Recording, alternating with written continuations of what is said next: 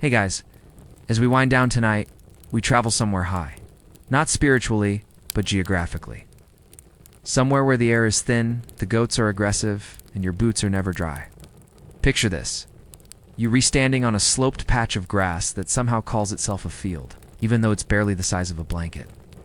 Fog rolls in like sour milk spilling across the valley. Your feet are damp, your hands are worse. And somewhere, always somewhere, a sheep is bleating with the exact tone of judgment. Tonight we follow the quiet, freezing, and often damp journey of a medieval alpine shepherd. It's not a story of noble simplicity.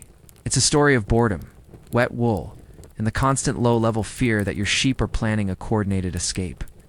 You won't find gallant battles or courtly romance here.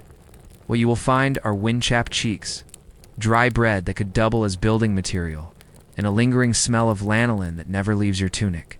This is a job you don't dream of. It's handed to you like a particularly stubborn inheritance. You learn to sleep lightly, eat quickly, and walk carefully on cliffs where even goats hesitate. You learn to count sheep, not to fall asleep, but to make sure none have fallen off a ridge or been carried off by something with wings and claws. You learn that warmth is a relative term. And that solitude sounds poetic until you've gone 3 days without hearing a voice that doesn't bleat or bark. So, before you settle in, please take a moment to give the video a like and hit subscribe if you truly enjoying the journey. You can also leave a comment. Let me know where you're listening from and what time it is there. It's always a small wonder to see people tuning in from so many corners of the world. Now, dim the lights. Maybe turn on a fan for that gentle hum in the background. And together, let's ease into tonight's story. You were 13 years old. Maybe the church forgot your birthday and no one else was keeping track. But it doesn't matter because age doesn't mean childhood. It just means you now responsible for 72 sheep, a half-broken horn, and a patch of high-altitude grass that disappears under fog before lunch. You're a shepherd now, which is a fancy way of saying you're cold, alone, and mostly yelling at animals that ignore you. The morning starts early, but not in a romantic sunrise and dewdrops way. The light creeps in slowly, gray and reluctant, like it's ashamed of what you're about to face. You wake up under a wool blanket that's damp from the inside out. Smells like the armpit of a particularly nervous animal, possibly your own, possibly the blanket's. You step outside your stone hut. Calling it a hut is generous. It's more like a mossy bread oven someone forgot to bake, and immediately your toes regret everything. The ground is still frozen. Your boots are leather, cracked, and soaked through from yesterday's snow that turned into rain, that turned into regret. But the sheep are already bleating, loudly. One of them sounds like it's trying to yodel badly. You count them out loud. 1, 2, 3, 48, 49. 72. Good, all accounted for. For now, your job is simple in theory. Keep them alive. Don't lose them. Don't let them fall. Don't let them get eaten. Don't let them eat the wrong plant and start foaming at the mouth. Basically, don't screw up. You walk them up a steep path that's somehow both muddy and frozen. The sheep resist, as if they know this hill has claimed shepherds before. You prod them gently with a stick that used to be straighter. It's now shaped like your patience, bent in 3 places and splintering at the edges. By mid-morning, you're soaked from the knees down. You've stepped in something, you don't know what. It's warm and squishy and didn't come from the ground. The wind picks up, carrying a faint smell of old cheese, wet rock, and sheep breath, the holy trinity of alpine misery. There's no fire, no hearth, no hot anything. You chew on hard bread that's sharp enough to file your teeth. Maybe there's a bit of onion left from last week, wrapped in cloth and hope. You eat quickly, because if you drop anything, it becomes part of the landscape forever. And then nothing. Hours of nothing. You sit on a rock that used to be a boulder until time wore it down, and now it's just a cold insult. You watch sheep nibble. You listen to distant bells. You try not to think too much. That's dangerous. That's how you start naming the sheep and asking them for life advice. You think about fire, not having it mostly. A tiny spark, even a warm stone, would be a miracle. But no, it's you, your damp socks, and 72 wool-clad existentialists chewing grass like they know something you don't. And maybe they do, because none of them have to explain to their uncle why the good ram fell off a cliff yesterday. He thought the silence would be peaceful.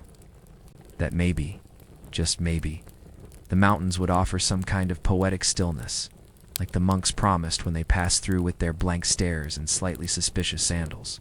But no, the silence isn't silent. It's just full of wind. And the wind, as it turns out, has a lot to say. It whistles first, softly, like a bad joke sneaking up on you. Then it hums, low, long, and slightly ominous, like the sound of a distant bear thinking about breakfast. And then when you think maybe it's done being clever, the wind starts to speak in short, sharp barks that hit your ears and bounce around the inside of your skull like angry bees. No words, of course, just messages, dark, cold ones. Your cloak flaps like it's trying to escape your body. Your hood folds back, then forward, then sideways, until it's basically a fabric tantrum. You tie it down with a strip of twine that smells faintly of cheese and desperation. You shift your weight. The stone you're sitting on is now colder than your feelings. Odd. You try to stand, but the wind hits you sideways. Not hard, but persistent. Like a grandmother insisting you sit and finish your soup, except the soup is made of clouds and spite. You tell yourself it's just air, just moving molecules. You try to be logical, but the wind doesn't care. The wind never reads logic. It just moves through the valley like a tired ghost dragging its feet and occasionally flinging pine needles into your eyes. One gust manages to knock over your walking stick. Another lifts the corner of your satchel and steals your only dry scrap of cloth. It flutters upward. Your last napkin, your emergency rag, now dancing gleefully into oblivion. You stare at it as it disappears, like a metaphor for comfort. And the sheep unbothered. One scratches its head on a rock, another farts loudly and looks proud. The rest continue their slow, soggy pilgrimage across the grass like they're attending a philosophical lecture only they understand. Oh. None of them notice that you're losing sensation in your fingers. You try to whistle, to entertain yourself, but the wind eats the sound. It takes your breath, chews it, and spits it back at you in a slightly sarcastic echo. You laugh once, a dry sound that doesn't survive the air.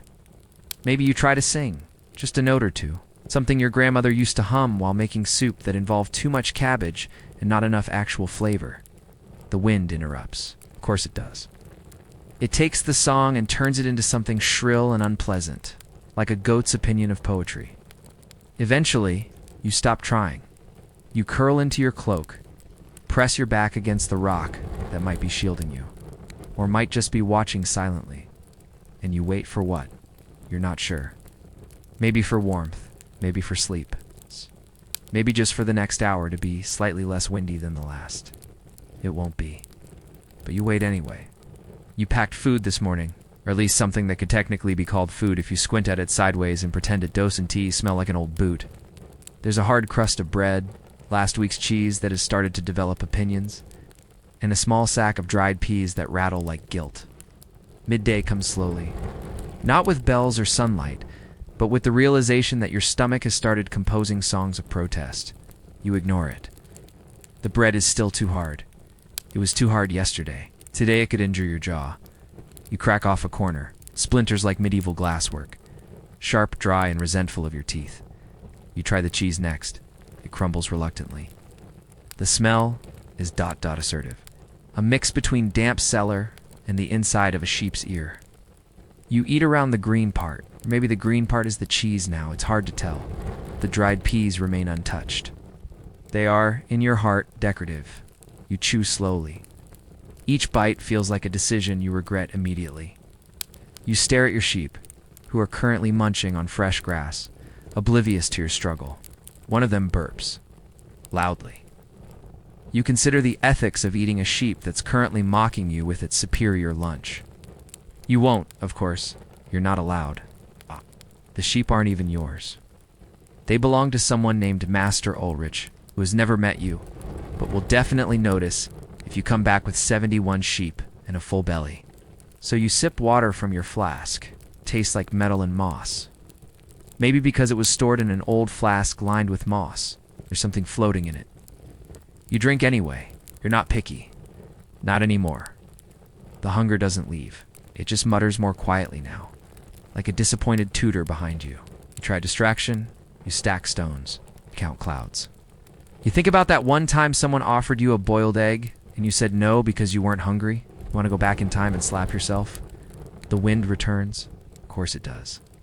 It hasn't eaten either, and now it wants to share your bread. It lifts crumbs off your lap and scatters them into the grass. One lands on your shoe. You consider licking it. A bird lands nearby. It's plump. You stare at it. It stares back. There is a moment, an understanding. Oh. It knows you're too slow and too tired to catch it. It hops away smugly. No. You lean back against your rock. That same cold, slightly judgmental rock. Your jaw aches from chewing. Your stomach feels like it's negotiating a truce with itself. You are not full. You are not satisfied. But you are no longer actively gnawing at things. That counts as lunch. The sun, or whatever counts as sun, in this damp, gray altitude, has settled into that sleepy angle where everything looks tired. Even the sheep have flopped down, their legs tucked like awkward folded napkins. Blinking slowly as if this were a spa retreat instead of a cold hillside with no amenities. You decide to try it too. A nap. Just a quick one. Not sleep. Really. Just closing your eyes near your sheep, beside your rock, against your better judgment. The ground is not soft. It's a sponge made of regrets and partially thawed moss. But you curl into your cloak anyway, tucking your feet beneath you like a very cold bird pretending to be dignified. The air is still. That should be good. It's not. It's the kind of stillness that warns you something is watching. You exhale slowly. Maybe this is it. Maybe you'll drift off for a blissful 5 minutes and wake up slightly less human-shaped. The sheep seem calm. The wind is holding its breath. The rock behind you is finally warmed up too mildly indifferent. And then, the goat. There's always one. She doesn't bleat. She screams. A long, high, sudden note, like a broken trumpet being stepped on by fate.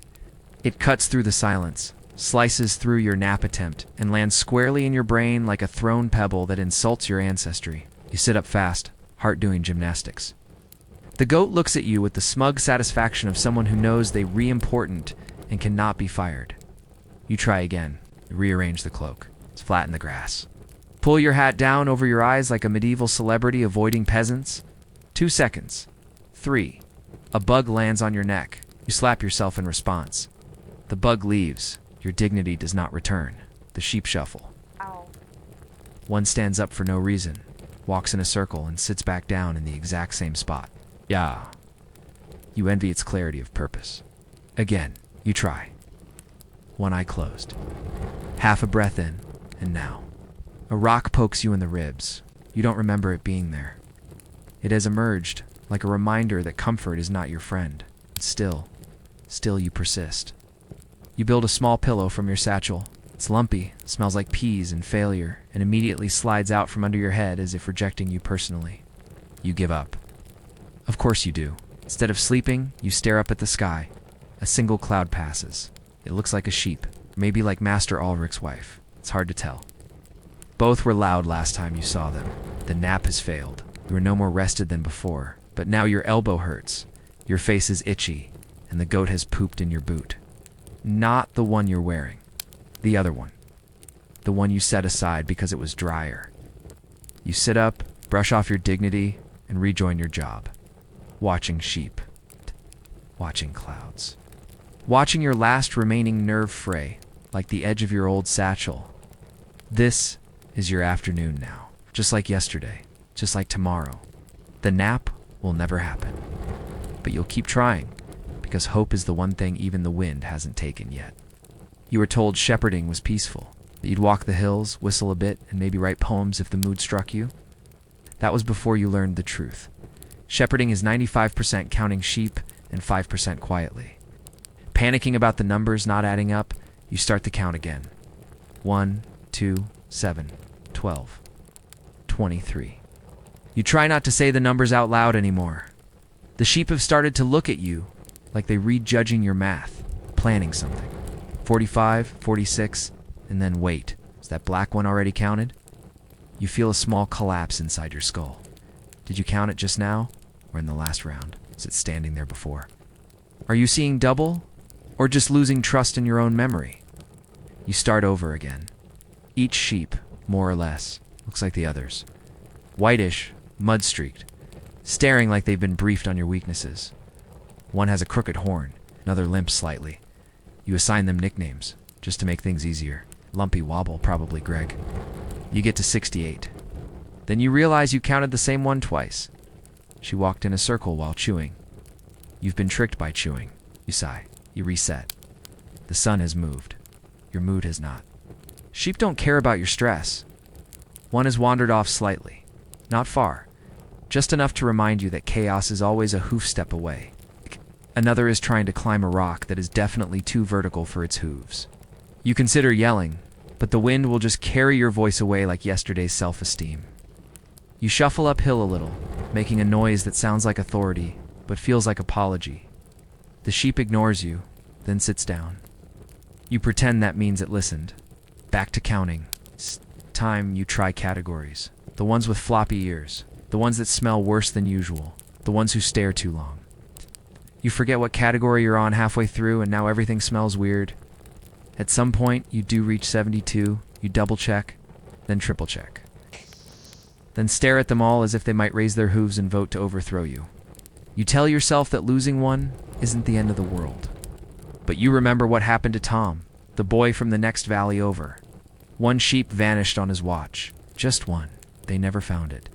And now he works in a tannery, indoors, with smells. Permanent smells. You blink slowly. The sheep are quiet now. Peaceful, just suspiciously still. One lets out a long, moaning bleat, like a ghost auditioning for a low-budget opera. You count again, just to be safe. 72. But the moment you relax, one sneezes. Another kicks at the dirt, and the black one, the one you keep miscounting, has disappeared behind a rock.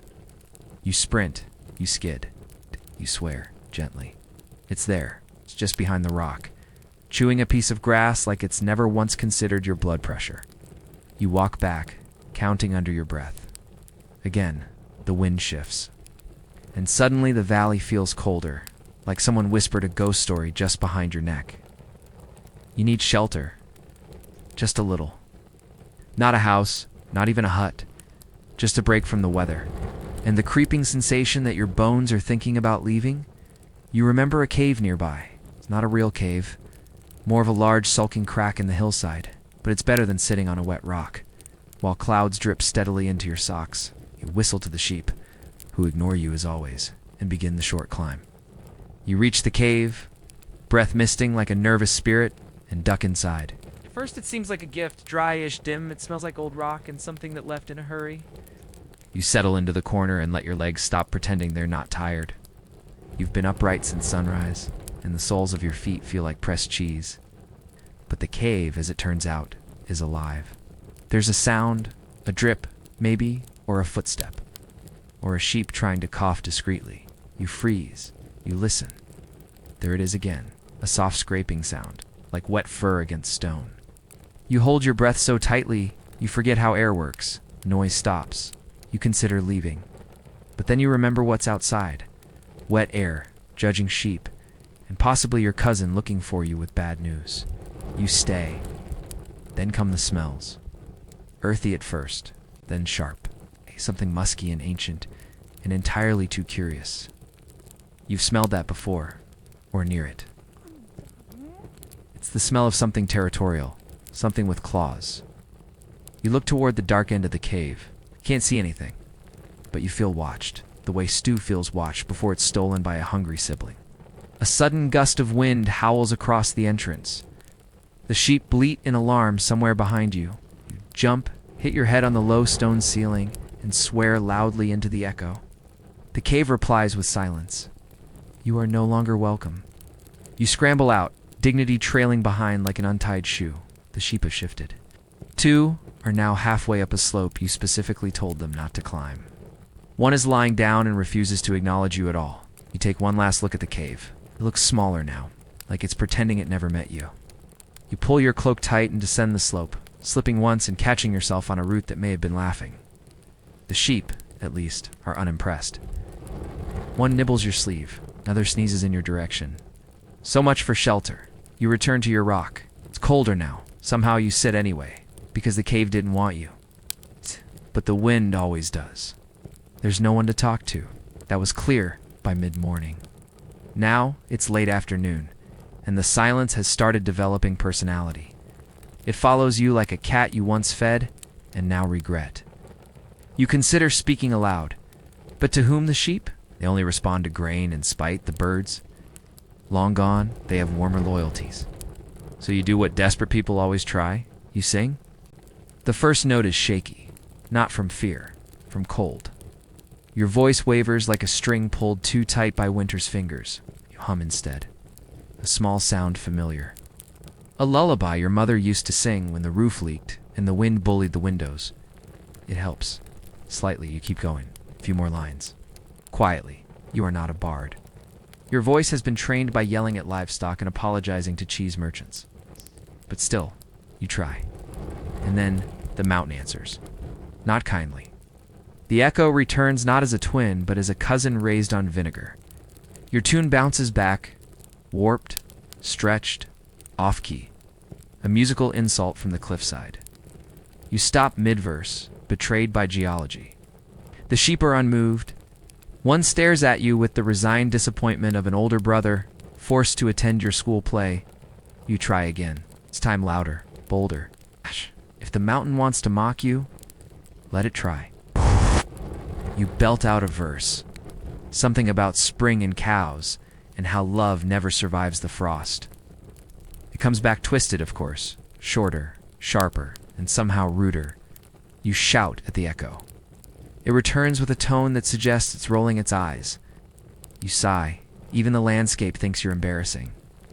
A gust of wind swoops in, tears the tune away mid-note, flings it over a ridge, and replaces it with silence so heavy it feels padded.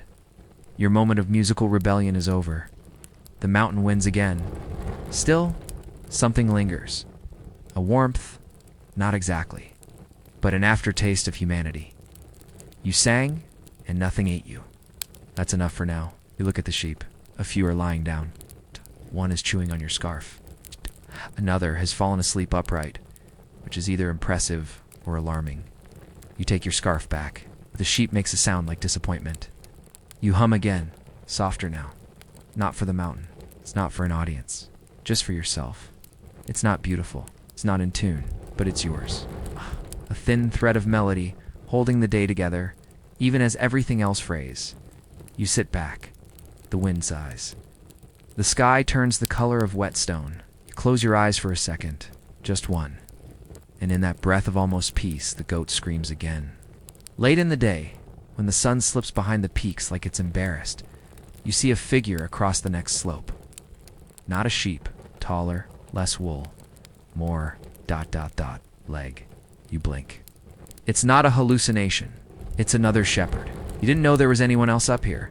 For a moment, your heart jumps. Human contact. A shared complaint. Maybe even a joke that doesn't involve goats. You wave. He doesn't wave back. He just stares. Like he's trying to remember if you stole one of his sheep last year. You didn't. Probably. You approach, careful not to disturb your flock, who immediately begin walking in the wrong direction as punishment for your optimism. You leave them to their usual mutiny and walk up the hill, boots sinking into regret. The shepherd is older, much older. Face like cracked leather, eyes like cold soup, beard the color of exhausted ash. He leans on a stick that looks more like a weapon than a walking aid. You greet him. He nods. A full sentence would have been ambitious. Good weather, you try? He snorts. That's it. That's the entire interaction. Still, you stand there, 'cause you haven't heard another human voice in 3 days, and you read dangerously close to naming your shoes again. You offer him a piece of your bread. He eyes it like you've handed him a cursed relic. He chews slowly. The chewing lasts longer than your entire last nap attempt. Then he speaks one sentence. 72's too many. You blink. Too many for what? He doesn't answer. Instead, he spits. With such force and accuracy that you momentarily reconsider every opinion you've ever had about old people. Then he walks away. You watch him go. His sheep, fewer, fatter, follow without argument. One even looks back at you with a face that clearly says, "We respect our elder." You return to your own flock. They're halfway into someone else's pasture. One is stuck behind a rock it easily walked around this morning. You free it with a grunt and a whispered threat about soup. You sit on your rock again. The wind returns. So does the goat scream. You chew on what's left of your bread, and the man's sentence? Too many. What did he mean, too many sheep? Too much responsibility, too many cliffs, or too many hopes for someone your age to carry around in a place where even the sky seems tired. Sigh. The bread crumbles. The day does too. The other shepherd is gone. But his silence remains thick, cold, almost helpful. The sun is setting, you think? It's hard to tell because the clouds don't move. They settle like damp gossip, clinging to the peaks. But the light has turned that particular shade of tired gold, the one that says, "Hope you didn't forget anything, because it's too late now." The temperature drops in a way that feels personal. Your cloak, already damp from ambition, does nothing. Your bones whisper grievances to each other. Your fingers, previously cold, now become strangers, stiff, numb, and vaguely resentful. You round up the sheep, who've scattered just far enough to test your patience, but not far enough to disappear forever. You whistle. You shout. You wave your stick like a conductor conducting a symphony of indifference. One sheep stares at the horizon, as if considering philosophy. Another headbutts a third. That third sheep retaliates by sitting down with forceful dignity. You eventually get them moving, back down the slope, slowly, reluctantly, like you re-guiding a group of grumpy, woolen nobles who all think they know a better route home. And then just as you were nearly back to your grazing camp, one sheep breaks into a jog. You blink. It's the black one. Of course it is. The same one you miscounted. The same one that disappears behind rocks. The same one that may or may not be possessed by the ghost of a mischievous monk. It runs. Not fast, but with purpose. You chase it, stick in hand, boots sliding, heart muttering things your mouth won't say. The other sheep watch you go with their usual disinterest, chewing thoughtfully. You catch up after 30 yards, just as it pauses to sniff something deeply unimportant. You grab its wool. It blinks at you. Innocent. Like it didn't just drag you away from your barely functional shelter. You return it to the flock. It resists with all the energy of a toddler refusing bedtime. By the time you get everyone settled, the sun is gone. Fully, rudely, permanently. Night isn't approaching. It's arrived. You light no fire. There is no fire. There never was. You chew on a piece of dry bark, not because it's food, but because your jaw wants something to do. The sheep settle in. You huddle near the rock that has now become your designated comfort item. It does not comfort. The stars come out. Don't see them. The clouds have claimed the sky like a miser claiming coins, but you feel them. Distant, cold, bright, mocking. You pull your knees up, wrap your cloak tight, and listen. Nothing. Then a distant bleat. Then the wind. And, right on cue, the goat scream. The day is over. The night begins. And you're still here, watching, waiting, counting. Again, there's no bed. Of course there's no bed. You knew that when you started this job. But knowing something and lying on a rock-strewn slope pretending it is sleepable are two different things. You try to make a nest, shepherd's nest, which sounds cozy, but is really just you folding yourself into your own cloak like a sad dumpling and hoping the wind forgets you exist. The sheep have settled. Mostly. A few still wander in small circles, murmuring soft complaints to the grass. One has positioned itself directly against your side. You pretend that's helpful? It's not. It's warm, yes, but it also smells like damp socks and has dreams that involve sudden kicks. You try to sleep, but your brain, no longer occupied with counting, decides now is the perfect time to replay every mistake you made today. That time you lost track of the black sheep. That time you tripped over your own satchel. That thing the old shepherd said, too many. What did he mean? Too many sheep? Too many hills? Too many thoughts for one boy to carry in a place that leaves you no space to drop any. Your eyes close, but your ears stay open. Every rustle becomes a potential disaster. Every twig crack might be a fox. Or worse, another goat. You open one eye. The sheep are still sheep. Stars are still absent. The wind is still taking liberties with your hair. You close your eye again. Something shifts, a soft bleat, a shuffle. You sit up, heart racing, ready for disaster. It's nothing. Just a sheep turning over in its sleep. Apparently they can do that. You lie back down. Now your heart won't stop echoing in your ears. You try a prayer, a small one. Nothing dramatic. Just a quiet request to whoever's in charge of sheep-related miracles. Please don't let them die, or wander off, or multiply without warning. The wind responds with a whistle that sounds suspiciously like laughter. You pull your cloak tighter. You try to dream, but all your dreams have hooves. You drift, barely. In and out of a sleep so thin it might actually be just blinking slowly. A drop of something hits your forehead. You hope it's dew. It's not. You open your eyes and see a sheep directly above you, chewing a mouthful of regret and dribbling casual disdain. You sigh. You roll over. Your foot lands in something moist. And yet, somehow, this is your life now. You sleep with one eye open, the other eye pretends. Your ears listen. Your muscles ache. But the sheep breathe. Stars remain hidden. And the world, indifferent and enormous, lets you exist for another night. That's enough. For now. You start young. They always do. No one becomes a shepherd at 30. That's too late, too soft, too suspiciously worn behind the ears. No, you begin when your hands are still small enough to lose things, and your knees are always dirty from falling into places goats warned you not to go. He was the same. They called him Jacob then. Just Jacob. No one adds titles to boys with runny noses and a staff longer than their own height. Jacob's first flock was modest. 22 sheep, a half-blind dog, and one violently antisocial goat named Pepper. He didn't name the goat. The goat named itself. It's mostly through behavior. His mother packed him bread that hardened by noon, cheese that sweated before sunrise, and a pair of socks she claimed were lucky. They were not. They were lumpy, full of holes, and held together more by hope than thread. But they stayed with him. Through days of sunstroke and nights of frozen stars, through hoofprints on his chest and the quiet loneliness of fog-thick mornings, those socks endured. By his third summer, they were mostly symbolic. Jacob never lost a sheep in those early years.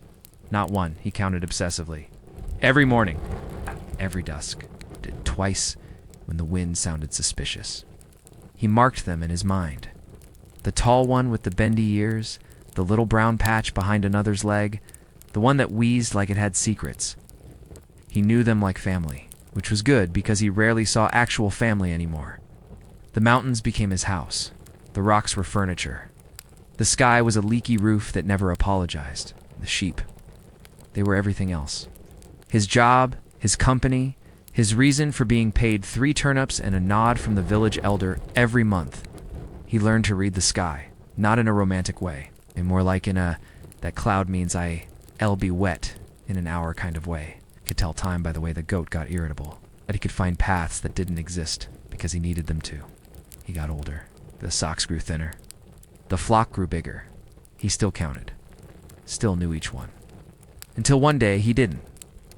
It didn't look like the kind of day that would ruin a man. That's the trick with storms in the mountains. They arrive dressed in plain clothes. No thunder, no drama.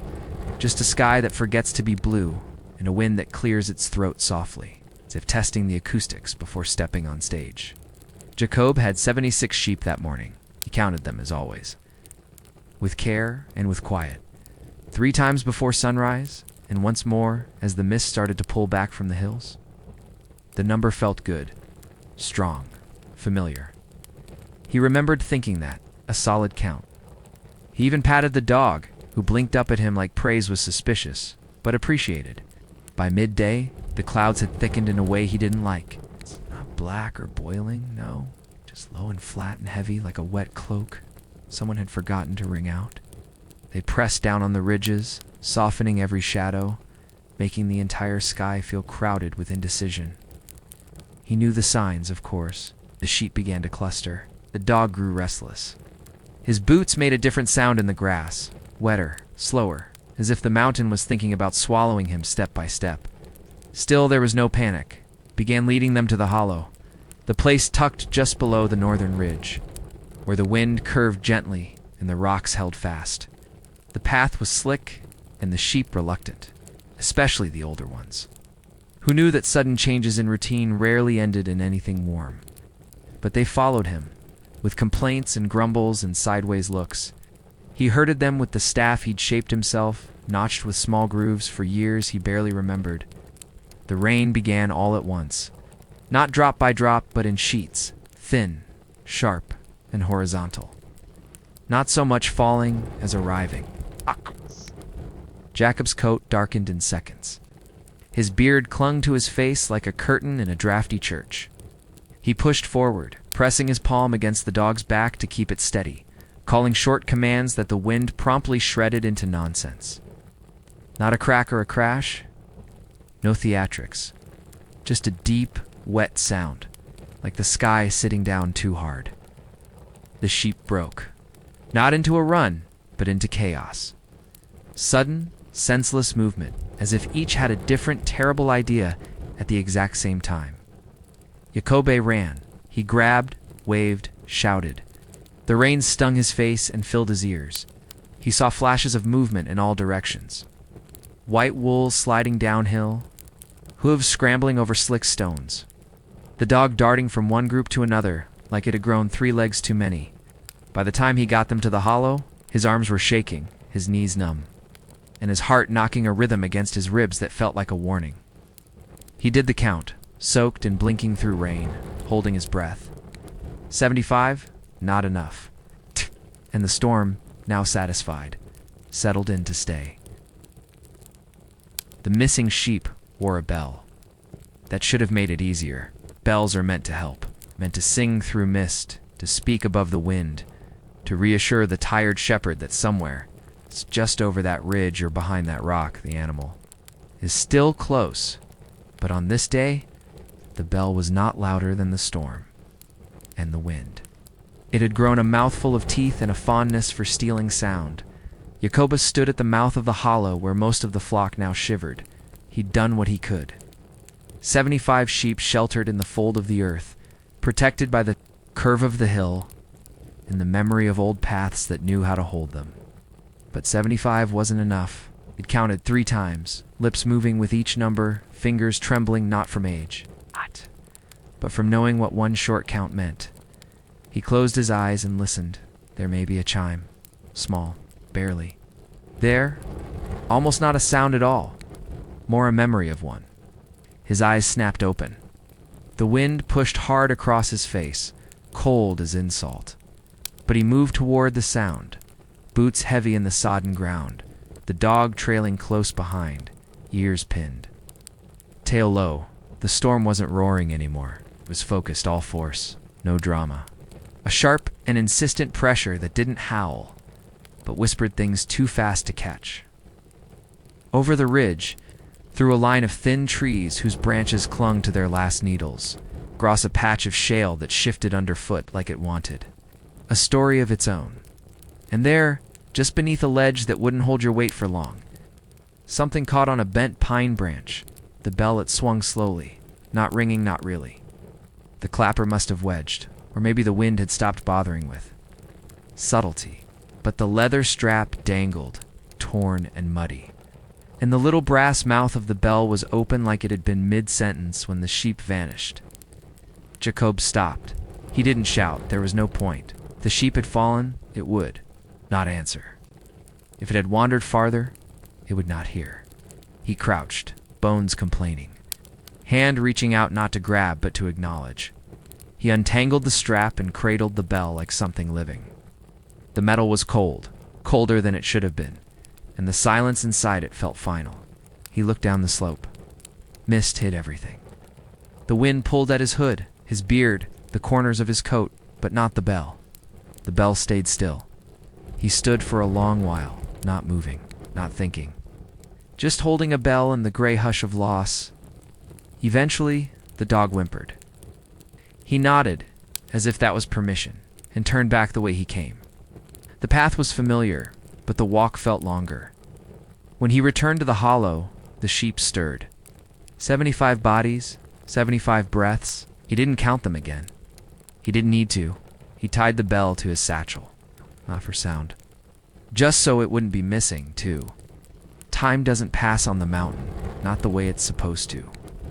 Down in the valley, you measure it in bells, in bread baked and eaten, in sunlight that moves across floorboards. Up here, time thickens.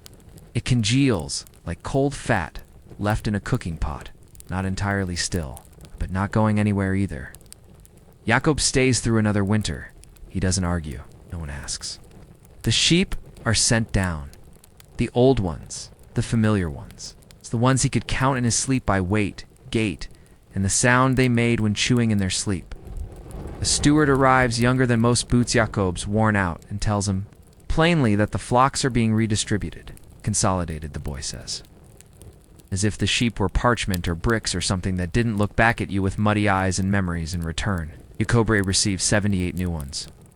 The new flock is plump, noisy, and skeptical. They don't know him. They don't follow the whistle he's used for 30 years. Scatter when he walks among them, and they panic when the dog barks.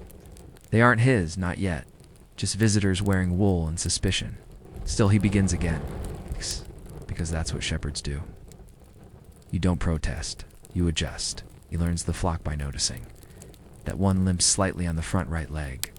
Another has a dark smudge near the ear, like someone dipped a thumb in ash and pressed gently. A third chews in spirals, turning. In place like it's winding itself tighter, he gives them names, not proper names. Not ones you say aloud, but private ones. He assigns them gently in his head. Bent knee, half ear, sleeps while standing, thinks it's a rock. These become his tools. A way to remember, to rebuild the invisible map he keeps in his head of every sheep, their quirks, or absences. But something has shifted, because when he counts, the numbers line up. 78, every time, clean. And neat like a freshly swept path, and still, something feels wrong. The count ends, but it doesn't close. There's always a space left over. A breath held longer than necessary, note unresolved. He doesn't count 78, not really. Count 75 and then one more, and then another, the ghost in the gap. The bell hangs from his satchel now. The same bell he found in the storm. It doesn't ring much, barely moves, but it's there. It's cold metal, worn leather strap, a little rust forming in the crease where time collects. When the sheep sleep, he sometimes taps it gently. Just two. Hear the faint chime, is to make sure it still speaks. Others don't notice. They see an old man who counts slowly, who nods at sheep like they're friends, who hums tunes with no words. They think he's alone, but he isn't. He's always counting, and the missing one, still there. Always one short, no matter what the math says. You think losing something will be loud. It will involve a cry or a snap or a moment you can point to later and say, there, that's when it happened. But that's not how things are lost in the mountains. They don't break away in shouts. They slip, quietly while you're looking the other way. Jacoby sat beneath the rock overhang with his 75 sheep curled around him like damp, grumbling cushions. His cloak steamed slightly from the heat of his body beneath the wet. His staff rested across his knees and his hands still shook, not from cold anymore, but from what wasn't there. He had done the count 4 times, and 5 each time. The missing number became more solid. The count didn't fail, confirmed. He knew which sheep it was. Not by name, because names were too heavy for animals that never answered to them. But this one, it had a slight twist in the hind leg. A way of walking like it was listening to music no one else heard. It wore a bell that clinked on a low note, not bright like the others. He always remembered that sound. It's like a spoon in a chipped bowl. And now it was gone. He thought about going after it again. He'd already tried once, backtracking through the slope as the storm pinned him. Sideways, and the dog whined, uncertain. But the fog had moved in fast, turning the path into a smear of damp gray. And the earth beneath his boots had become more suggestion than ground. Second search might only add his body to the list of things the mountain decided not to return. He stayed. He stared into the hollow. The sheep were calm now, munching in slow, contented chews. One sneezed. Another blinked at him with the bored serenity of something that's never understood the concept of grief. And still felt at that space. Not a noise, not a sign. Just absence, shaped exactly like a sheep that no longer existed where it Once stood, he remembered being a boy and asking the old shepherds what the worst part was: the snow. The wolves? The solitude? No, they said. It's when you lose one and you don't know how. Not eaten. Not found. Not even a trace of wool on a branch. Just not there anymore. And you're left trying to tell a story with the middle torn out. And the ending gone quiet. He sat like that for hours. Not waiting, exactly, just listening, as if the bell might ring again. As if the wind might apologize. It didn't. When he rose, his joints crackled like firewood too green to burn. He walked through the flock one last time, counted again, 75. And then he looked to the ridge where the mist clung like a secret no one wanted to share. The count was done, but the silence, as always, had just begun. When Jacoba came down from the high pasture that year, the village was waiting, but only in the way small villages always wait. With mild curiosity, with clumped mud on shoes and a few nods tossed like crumbs. No one asked if anything had happened. They asked how the winter grazing had gone, whether the new dog was still chasing chickens, and if the cheese merchant had underpaid again. The kinds of questions people ask when they don't really want the answer, just the comfort of sound. Shaped like familiarity. He didn't tell them about the sheep. Not directly. There was no feast for it, no burial mound, no carved stones saying here lay a twisted hind-legged sheep and a bell with a tired ring. There was just the missing weight in the herd and the bell tied to his satchel. If anyone noticed, they didn't say, and that perhaps was the easiest part, because shepherds don't confess their losses out loud. They carry them the same way they carry silence, folded neatly, tucked inside. In a way, the mountain expects it. The path that took the sheep would not want its story repeated. The fog remembers. The wind keeps the details sharp and tucked. Under its breath, he spent the spring back near the village fields, tending a smaller flock. No cliffs, no blizzards, just wide hills and watchful crows. It should have been easier. It wasn't. He still counted every morning, every evening. Even on days when the flock was 25, he still reached 26. The rhythm was unshakable. The gap was always there, not in the numbers, but in the act of speaking them. A neighbor once walked past and heard him, asked lightly, "You, sure you didn't miscount? Thought you had 25. Jacob didn't answer. The man chuckled and walked on. It was a joke. Of course it was a joke. But even jokes brush up against truths that lie too close to the bone one evening months. Later, he sat on the edge of a stone wall behind the barn. The bell rested in his palm, thumb running over its ridge, over the crack that had begun to form where the clapper struck. He wasn't even sure when it had happened. Maybe the fall, maybe time. Maybe bells also wear down when they're no longer needed. He didn't ring it. He never did anymore. But he listened to it, the silence inside it, the way it didn't echo and yet still filled his ears. He looked out toward the hills, the high ones. Far off, barely visible now in the soft dusk haze, a part of him still lived there, with the cold, with the count, with the mistake. But here down in the valley, he said nothing, and no one asked. So the mountain kept it. Years pass. That's what they say. As if time walks by like a neighbor you nod at without speaking. But when you live in the hills where seasons don't pass so much as lean heavily against your bones, time doesn't go anywhere, stays. It settles in your knees and your lower back and behind your eyes. In places where memories don't fade, they just get quieter. Jacobe aged, shepherds tend to do, not in great events, but in small indignities. A limp that once came and went, now just stays. A boot that once fit perfectly now rubs the heel raw by midday. His coat smells more like old sheep than ever before, and he accepts this as his scent now.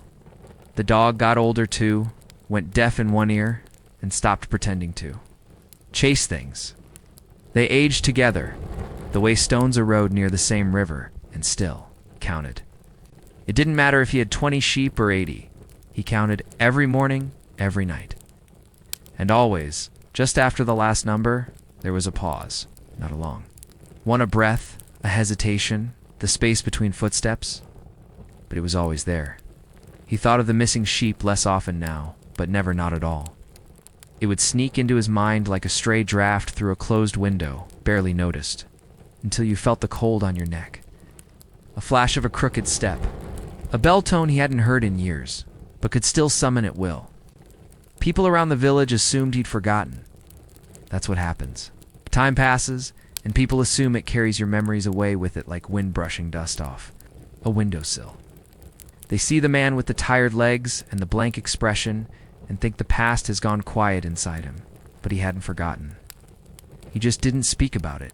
He had already told the mountain once, with silence, with waiting, with the walk back from the ridge that day. That was enough. You only need to say certain things once in a place like that. Stones remember. The mist holds on to stories the way old cloth holds stains. Sometimes the young ones asked him for advice. Not often, and never directly. They'd linger longer than needed. They'd say things like, "Funny weather today," and wait to see. What he'd say, he never told them what to do. Just told them to count twice. To listen carefully to the wind, because it doesn't always lie, but it never tells you the whole truth either. And once, only once, when a boy came running, wide-eyed and breathless, to say a sheep had gone missing from his new spring. Flock Jakob placed a hand on the boy's shoulder. Not hard, just enough. He said, "Some come back, some don't. But you'll count them anyway. Every day, even when they're gone." The boy nodded, though he didn't understand, not yet. But he would. The year Jakob turned 65 or something close to it, since no one kept track precisely except the village priest, and he had lost the church ledger in a cooking fire. A sheep came back. Not the sheep. Not the one with the crooked hind leg and the low bell tone. That one stayed gone, as all truly lost things tend to do, but another, a different one. One that had disappeared 2 seasons earlier, during a fog so thick it felt like the mountain had drawn a curtain and told everyone to sit quietly for a while.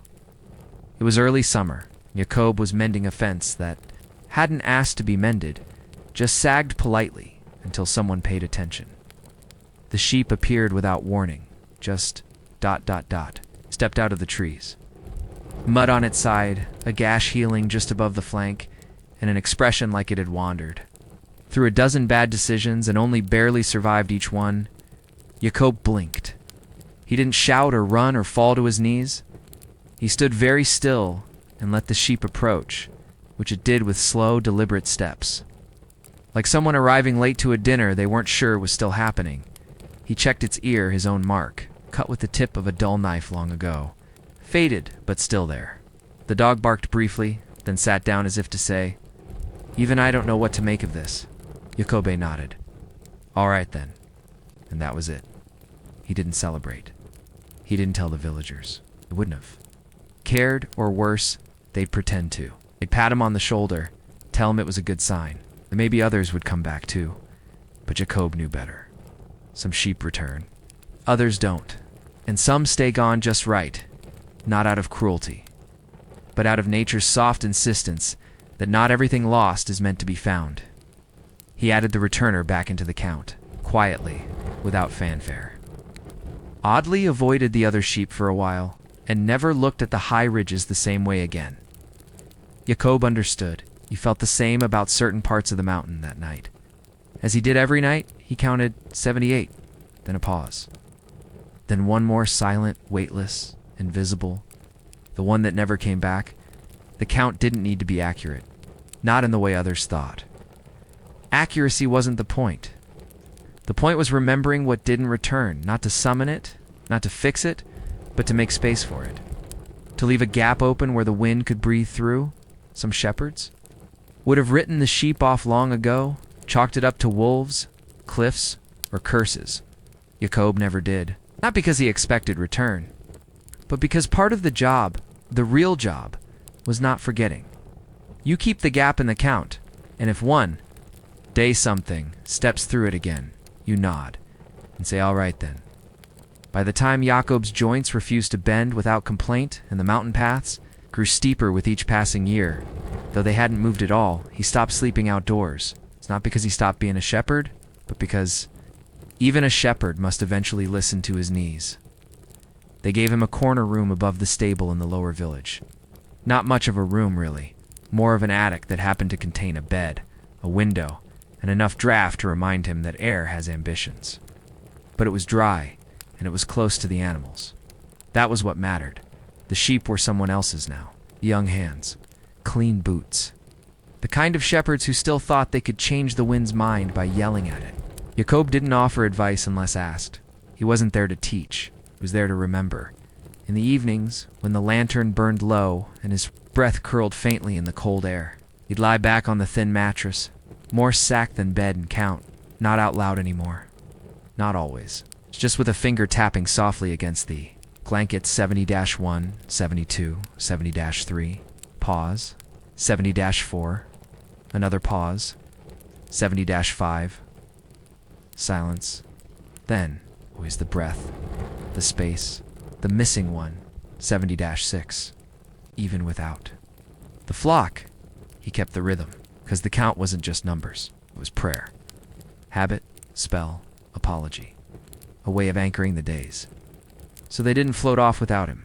The villagers assumed he slept early. That's what old men do. They didn't know he stayed up to listen. Not to gossip or bells, but to the memory of hooves on hard soil. To the soft shift of wool against wool, to a bell that hadn't rung in 20 years but still lived somewhere. Between his ribs one morning, they found him still in bed. Eyes closed.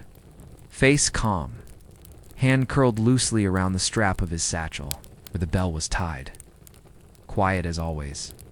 But there, they buried him on a hill just above the stables, near the old grazing path. No stone, just a wooden marker with his name and a date. No one could quite confirm. Someone said a few kind words. Someone else mumbled about weather. The sheep didn't attend, but a few wandered close enough to watch, chewing grass with solemn indifference. And then the young shepherd, the one who had taken over Jacob's last flock, returned to the field that night and found himself counting, not because he needed to. He'd already penned them safely, but because something in the silence asked him to. 70-4, 70-5, pause, he waited, and then, for no reason he could explain, he added one more. They didn't write songs about Jacobi, no sagas, no carved stones, no traveling poets muttering his name into rhyme. His life was the kind that slips between chapters, too quiet to be tragic, too common to be heroic, too long to summarize. But still, something lingered. Years passed, the wooden marker weathered, and eventually a goat used it to scratch in. It fell over in a storm no one named. A child once asked who the hill belonged to, and an elder squinted toward the ridge and said, "Used to be the old shepherd's, the one with the bell." That was enough. The memory didn't need more than that. What people remember, oddly enough, isn't always the person. It's the rhythm they left behind. Young shepherds still count their flocks by hand, even those who pretend to rely on head counts, or fence math or crude chalk slashes on wooden posts. They still whisper numbers into dusk, 74, 75, and sometimes, no explanation, 76. Some don't know why they do it. Some say it's for luck. Some say it's tradition. One said it was to honor someone, though he couldn't remember who. Just that someone had once missed one. After that, you always count the gap. You don't skip the silence. You name it with your breath. The bell by then had moved from Jacob's satchel to a peg near the stable door. No one rang it, but no one touched it either. It hung there year after year, tarnished and still. Except for the rare day when the wind nudged it gently, not hard enough to make a sound. Just enough to remind it hadn't been forgotten. A child once asked, "Why do we keep that old bell? It doesn't even ring." The herder beside him replied, "That's why." In the high meadows where the fog still drifts like half-formed memory and the rocks were moss like old regrets, the paths Jacob walked have faded into suggestion. But sometimes, just after sunrise, a single sheep will stop. It will turn its head toward the ridge, ears pricked, eyes wide. Then it will move on, as if remembering something it never lived. That's all that remains. Not the stories, not the exact count. Not the bell's pitch or the sheep's name, just the space. the pause, the breath between numbers. That's where Jacob lives now. You think a whistle is just a tool, something sharp and simple? It's made for calling dogs or warning of trouble. But in the mountains, a whistle is more like a language. It stretches across valleys, leaps between ridges, and carves itself into air that no one else is listening to. And if you blow it the right way, with the right breath and a bit of luck, someone or something answers. That's how it was long ago, when shepherds still carved their whistles by hand from elder branches, hollowed carefully with heated wire or the slow, patient twist of a knife. The wood had to be fresh, still a little green, still smelling like wet bark and forgotten rain. If it cracked while carving, that was the mountain saying no. If it bent and held the curve soft but firm, then it would sing for you. This was not a dog whistle. This was a shepherd's call, a tune meant to drift across great, sheep-dotted silence. It didn't command, it invited. Blow, winding. Note that said, I'm here. Without asking anything in return, you'd hear them sometimes, one shepherd calling, another replying. Not with words, not even with matching notes. No. Just the breathwork of loneliness folded into sound. If you heard the same melody 3 days in a row, it meant the weather would break. If it came at night, it meant someone's herd had scattered. And if no one ever answered, well, that told its own kind of story. The whistles didn't all sound the same. Some trilled high, like birds laughing in fog.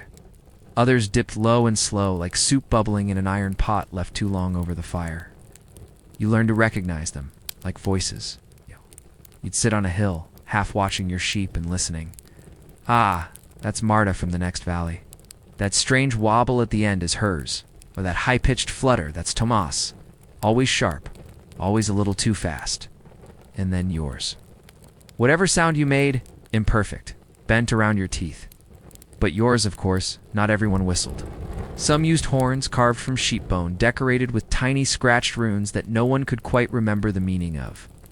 Others tide-dried, reeds together and blew across the tips like calling ghosts from under the grass. But the whistle that stayed, people lost the songs. Eventually, and the paths, and the names of the ones who whistled. But sometimes, a fragment remains. A shepherd's descendant, now living in a quiet valley house, will hum a tune without knowing why. A child will carve into a stick without being taught, press it to their lips and wonder why the note feels familiar. The sound is waiting, somewhere up there. Above the tree line, across the old passes, no one answers anymore, but the air still remembers how. You wear it tucked inside your shirt. It's not because it works. You're not even sure what working would look like, but because it's always been there. A bit of bone, maybe, or twisted wire, knotted leather, a bead polished by time. And thumb, it doesn't shine, it doesn't glow, but it feels right. Like a tiny weight you'd rather carry than leave behind. The other shepherds don't ask about it. They saw it once years ago, when it slipped out as you adjusted your collar before the snow came in too fast. Someone squinted and muttered that for foxes or spirits. You shrugged, neither both. Whatever kept your sheep from wandering. Off cliffs or walking straight into fog that never clears. In truth, no one remembers where these charms came from. Not really. They're guesses, of course. My grandmother said it was carved from a root that grew under a lightning-struck tree. Or this was made from a nail pulled from the door of a house where no one could sleep. All nonsense, probably, but comforting nonsense. You once found a pouch buried near an old seasonal camp. It was just under a flat stone, tucked like... It hadn't wanted to be forgotten, but also hadn't asked to be remembered too loudly. Inside, a twist of cloth, a coin with a hole in it, something that may have been a dried flower or a very disappointed leaf. You didn't take it, just looked. Put it back, tamped the soil down with the flat of your palm. Left it there to keep doing whatever work it thought it was doing. The logic of charms is this. You don't question them on good days. You only hold them tighter when things go sideways.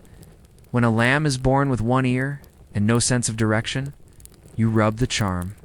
When lightning forks down the ridge and stops just before your grazing hollow, you nod, pocket the charm, pretend it winked at you.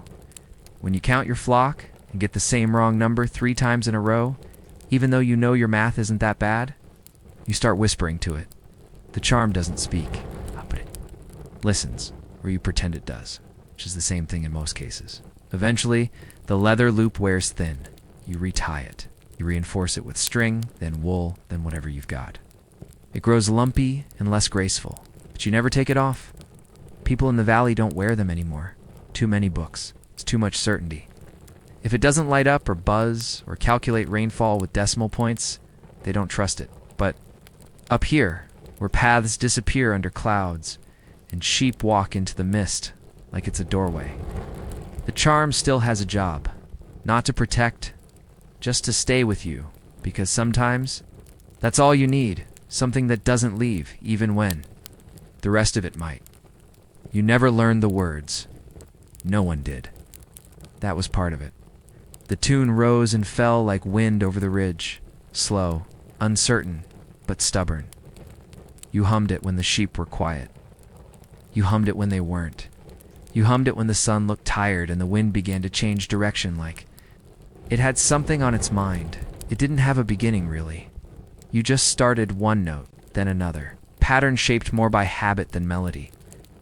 The sheep didn't seem to care, but they listened. Or at least, they stayed. And that was enough.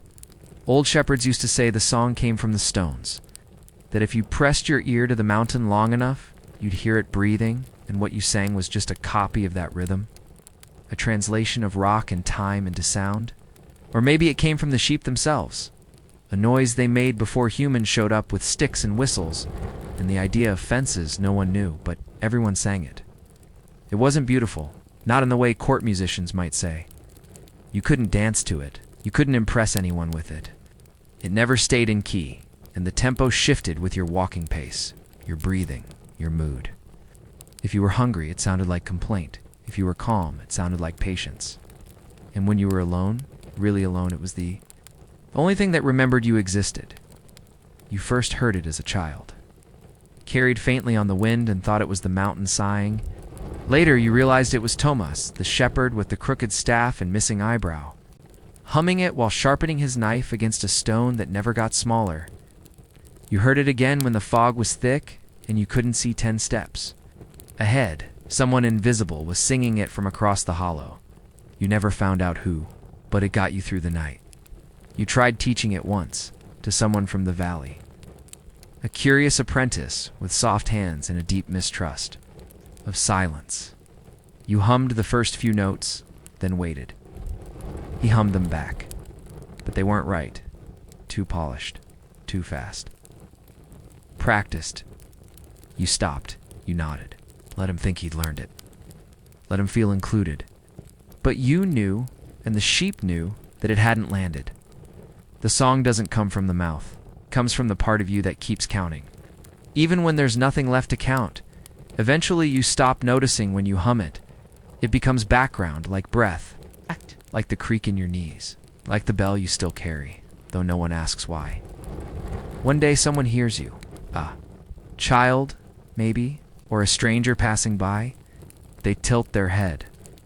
What song is that? And you just say, don't know. Always been, because that's the truth. The song was always there. It just needed someone to remember it out loud. You weren't looking for it, you were looking for a lost comb, or maybe the missing strap from your sandal, the one that always came undone at the worst moment. Like during rain or sudden sprinting, the goat had knocked over the sack again, and the barn smelled of old straw, rusted tools, and the long-forgotten decisions of animals. Your hand slid under a pile of hay, reaching into the itchy, sneeze-inducing depths, and there it was. Cold. Smooth, a little too perfectly shaped to be just a twig. You pulled it out slowly, expecting disappointment, but it was bone, hollowed, light. With 4 tiny finger holes and a faint carving along one edge, not a pattern, exactly, more like a wandering line made by someone thinking of something else. While their hands kept busy, a bone flute. You'd heard of them? Of course. Old ones talked about them like they talked about weather omens and bread that rose without asking. Strange. Possibly true, definitely not your business. This one didn't look magical. It looked like something someone had made in the dark. With nothing but a small knife, a lot of time, and more loneliness than was strictly necessary. You held it up to the light. It was sheep bone, probably. A leg cleaned long ago, smoothed by fingers, not machines. The holes were uneven, just slightly, enough to remind you that it had been made by a person, not a factory. You blew into it once. It squeaked. A high, insulted note. A pigeon might have fled in protest. You coughed. You tried again, gentler. And the sound that came out was soft, not beautiful. Dad. But it didn't seem to mind being heard. You brought it to your lips again, slowly. This time, and played what your fingers remembered without ever learning. A little tune. Half of a song, maybe? Something like the shepherd's hum, but colder. Older, the sheep didn't react. At! But the dog looked up, and that was enough. Later that evening, you cleaned it, wiped it down, wrapped it in cloth. You didn't tell anyone. You didn't need to. Some things aren't secrets. They're just quiet truths with no audience. You wondered how it ended up there under the hay in your barn. Maybe dropped. Years ago, maybe passed down without comment. Maybe hidden. Maybe buried with the intention of never being found. And now, here it was. Waiting for someone who didn't even believe in waiting. You never played it for others. Not really. Once for a child, you offered one soft note. They wrinkled their nose and asked if it was broken. You just nodded, probably. But some nights, when the clouds hang low and the fire burns slow, you reach for it. Play a single line. Not a tune, not a melody, just ... sound. And sometimes the wind pauses, just long enough to listen. You never really checked your pockets. Not properly. Not like someone in the city who pulls things out with intention, who expects their coat to behave like a drawer. Up here, your pockets are more like caves. Things go in, forget why they arrive, and start a quiet life of their own. One evening, as you sat by the fence waiting for the last straggling away to remember how legs worked, you dug your hand into the deep fold of your coat and pulled out something, 3 somethings. Actually, first, a small cloth pouch. It crinkled faintly. You opened it, salt. Not the fancy kind, not white and delicate like snow. This was thick, gray, clumped at the corners. It smelled like rock and preservation. Not for cooking. For protection, or so they used to say. Toss a pinch at the edge of a new field, and it would stay loyal. Sprinkle some near your sleeping sheep, and the wolves would hesitate. That's what your grandmother said. Anyway, before she misplaced her teeth and took up arguing with the stove. Next, button, wooden. Simple, worn nearly smooth except for a faint carving on one side, a circle, crossed by a single line. No clothing you owned matched it. Must have come from someone else, someone long gone. Perhaps it fell off a coat, now folded in a forgotten trunk. Or maybe someone gave it to you once, in a moment you didn't realize was important until long after it passed. Buttons, after all, are not just fasteners. They are the small things that hold the larger things together. Finally, a hair, long, pale, caught in a twist of wool thread. You didn't know whose, or when, or how it ended up here. There it was. Soft, fine, and absurdly specific. Maybe it was yours, from a time when your hair still made an effort. Maybe not. You didn't ask. You just held it gently, like, I thought you weren't ready to think yet. You placed all 3 in your palm. Salt, button, hair. None of them magic. All of them something else. You don't remember putting them there, but they stayed. Through seasons, through storms, through coats washed rarely and only under protest. And they didn't ask for anything. They just rode along, buried in wool. In time, some shepherds carried knives, others charms. Apparently you carried these. You returned them to your pocket, slowly, not reverently, just with the care you give to things that never introduced themselves, but never left either. The Away finally returned, wobbling her head like she'd won something. You stood, joints groaning like wooden beams in an old chapel. Tapped your pocket once. Not to check, just to say, I remember, and somehow. That felt like enough. It wasn't marked on any map. Not that maps helped much up here.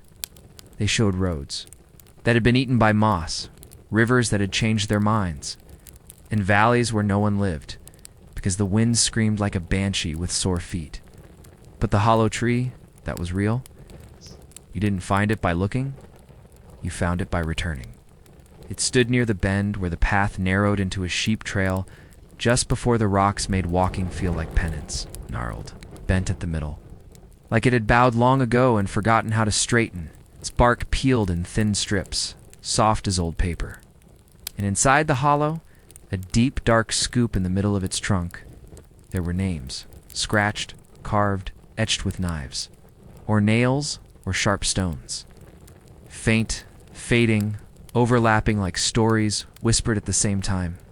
You found it by accident, or maybe it found you, as you paused for breath, leaned against the tree, and felt your hand fall into the hollow space. Your thumb brushed over a groove. Letters, initials maybe, a full name worn away, a year or something. Trying to be one, you leaned in, saw more. Some were crude, others careful. One was shaped like a sheep, barely more than a wobbly oval with 4 legs. Another was a spiral, turning inward until it vanished into the grain. You didn't recognize any of the names. That wasn't the point. You reached into your satchel, pulled out your knife, the dull one, the one too tired for meat, but perfect. For memory, without thinking too hard, you carved something small. Not your name, that didn't matter. Just a line, gentle arc, a mark that would mean something to no one but you, and maybe the tree. The sheep grazed quietly nearby, oblivious to your contribution to arboreal literature. One scratched its backside against a boulder with the kind of intensity that suggested unpaid debts. You lingered. You didn't visit the tree every year. Only when the path took you close. Only when the weather, or the wind, or something in your chest said. Now, each time new marks had appeared. Some deeper, some tentative, some clearly left by children, high up, as if someone had been lifted. A handprint once, pressed in mud that dried, then faded, but never fully disappeared. You never spoke of it. You didn't need to. The tree wasn't for boasting. It wasn't for visitors. It was for remembering without explanation. On a cold morning, years later, you returned one last time. The tree had split slightly, leaning harder to one side, as if even memory has a weight it can't always carry. You placed your hand inside, touched the mark, and then quietly carved one more. Just a line, parallel to the first. Because some stories don't end, they echo in bark, in breath, in the hollow of something that outlived you without ever trying. It came from an old man who had forgotten more things than he remembered. Didn't mind that arrangement. At him on a fog-thick afternoon, back when your boots were still mostly whole and your knees still gave you the illusion of obedience. He was sitting on a rock, chewing a stalk of something fibrous and unspecific, as though daring the mountain to argue. He didn't say hello. He said, "You know the riddle, don't you?" You didn't, but you nodded anyway. That's how these things go. He squinted at you like someone inspecting a fence he already knew was broken, then recited, "What has no legs, no breath, but climbs the hills and takes the path? It leaves no sound, no print, no track, yet still, it always finds its way back." You waited. The sheep munched. The dog sniffed a nearby bush with great suspicion. The wind considered joining the conversation, but chose not to.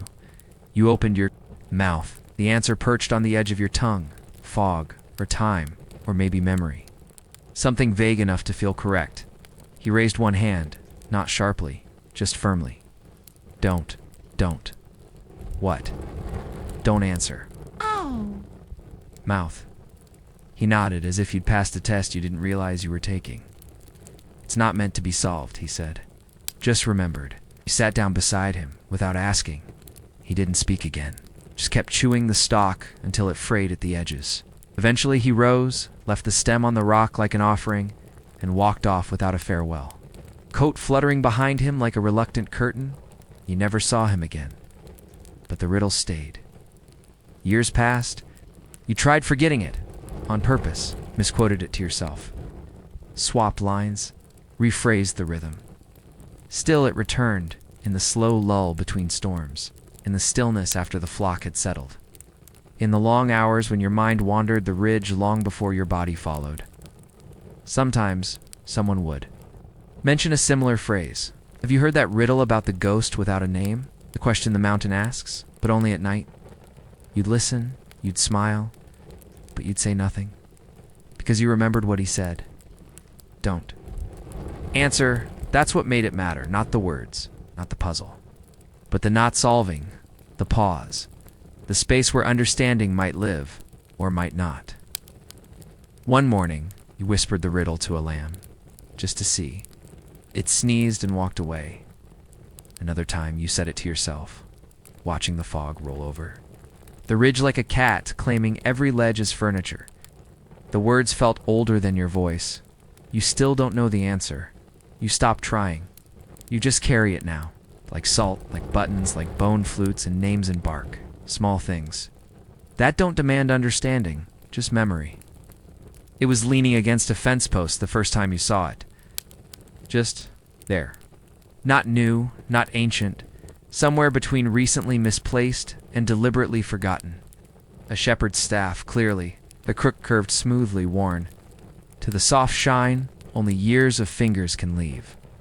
The wood, pale at the handle and darkening toward the base, looked like it had absorbed 3 generations worth of rain. You looked around. No shepherd. No tracks. No note. The sheep nearby didn't seem concerned. If anything, they grazed with the blissful confidence of animals who believed all sticks belonged to someone else. You didn't pick it up? Not that day. Something about. It felt borrowed, like a hat left on a bench, or a song that belongs to whoever needs it most in the moment. You passed by again 2 days later.